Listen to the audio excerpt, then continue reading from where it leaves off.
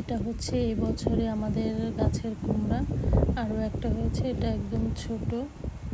এবছর যে পরিমাণ ঠান্ডা পড়েছিল, আসলে আশাই করিনি যে কোনো গাছ হবে, আবার গাছ থেকে ফলও হবে। আল্লাহর অশেষ রহমতে আর আমাদের চেষ্টায় তা সম্ভব হয়েছে। কুমড়াটা আজকে কেটে ফেলবো, কেননা মোটামুটি ভালোই বড় হয়েছে। আর এটা যেহেতু পাকাবো না, তাই কাঁচা অবস্থায় খেয়ে ফেলবো। কুমড়াটা দেখে খুব খুশি লাগছিল।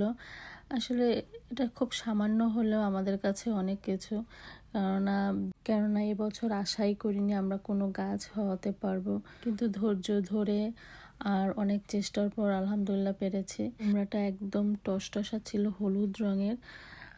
মা কাটছিল আর প্রচুর পরিমাণে কষ পড়ছিল। গাছ থেকে পেড়ে এনে একদম ইনস্ট্যান্ট সেটাকে রান্না করে খাওয়া, তার মজা হচ্ছে একদমই অন্যরকম। আর এই তাজা কুমড়া যদি চিংড়ি মাছ দিয়ে রান্না করা হয়, তাহলে কিন্তু এর স্বাদ দ্বিগুণ বেড়ে যায়।